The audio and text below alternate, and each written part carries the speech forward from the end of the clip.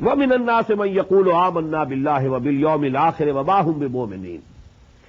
And there are from among people who say with their tongues, with their mouths, آمَنَّا بِاللَّهِ, we believe in Allah, وَبِالْيَوْمِ الْآخِرِ, and the last day, the day of judgment, وَمَا هُمْ بِمُؤْمِنِينَ, and they are not mu'min, they are not real believers.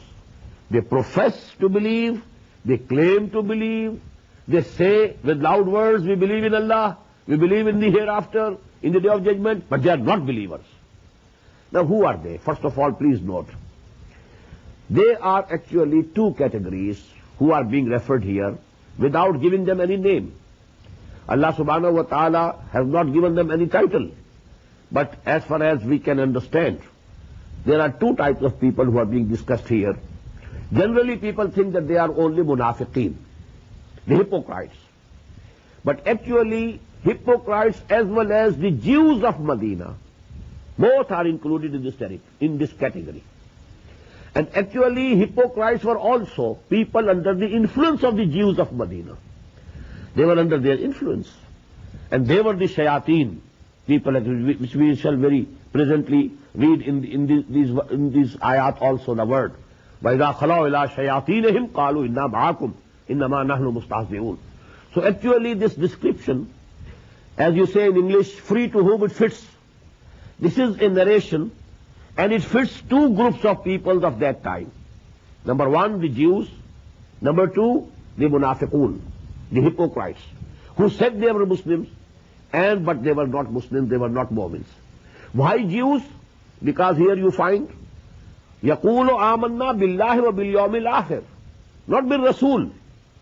Here the wordings are only that they say we believe in Allah and believe in hereafter, but not in the Rasul.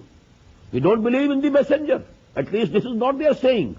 And that was the position of the Jews, because we believe in Allah. And you also believe in Allah, we also believe in Allah. You also believe in unity of Allah, we also believe in unity of Allah. You also believe in the resurrection, we also believe in resurrection. You also believe in the hereafter, in the heaven and hell, we also believe in the hereafter, and the hell and the heaven. So we are also Mu'mins. You must accept us as believers. That was their claim, and it's very noteworthy that out of the three basic imaniyat, three basic themes of Iman, only two have been mentioned. وَمِنَ النَّاسِ مَنْ يَقُولُ آمَنَّا بِاللَّهِ وَبِالْيَوْمِ الْآخِرِ وَمَا هُمْ بِمُؤْمِنِينَ. They are not Mu'mins. And in the same way, when we shall read the description, this fits, the Munafiqun of Medina also. Because they also actually, they doubted about the messengership of Muhammad sallallahu alaihi wasallam. We find in the Quran at different places that they said, for example, why these wars have been started, battles have been started. There's no express injunction in the Quran. لَوْلَا نُزِلَتْ سُورَةٌ. Why not a surah has been revealed in the Quran? And only on this demand of theirs, we find that Suratul Qital was revealed. Suratul Muhammad or Suratul Qital in the 26th part, which contains a very express injunction for going to war against the kuffar. So actually, they were not very sure about the messengership or prophethood of Muhammad sallallahu alaihi wasallam. They were also their claim was Iman billah, Iman bil akhir. Actually, they took Muhammad sallallahu alaihi wasallam not very seriously. And to obey Muhammad personally, that had become most difficult for them. So these both groups are included here. If you keep in view the Ta'wilul Khas, the groups who are in the background of these ayat. But when we shall infer generally, this will fit every munafiq for all times to come. Because, as a rule, please understand, whenever there is some ideological call, when there is some revolutionary movement started based on some ideology, you will always find three types of people. There are people who accept the ideology at its face value, and then they are ready to die for it, live for it, to do whatever it demands. Then there are people who are opposed to that ideology. They oppose it clearly, openly, tooth and nail. And then there is the third group always, who want to support the ideology, but keep safe themselves. They want to play safe. They don't want to sacrifice their belongings or their lives. They want to be safe and, to keep their money with them. And everything, they don't want to take risks. And they want to do something good. But it should happen itself. Not that we have to do anything for it and we have to sacrifice anything for it. So these are the munafiqun, the third type of people who will always be found with every ideological movement, every revolutionary movement. People who believe it, take it at its face value, they plunge into deep waters, risking everything. People who refuse to accept and who oppose it tooth and nail, clearly. And people who are in between. La ilaha ulai wa la ilaha ulai. They are neither on that side, neither on this side. They are somewhat on this side, somewhat on that side. Meaning thereby neither on that side, neither on this side. So these are the munafiqun, and this is the third group which is being discussed here.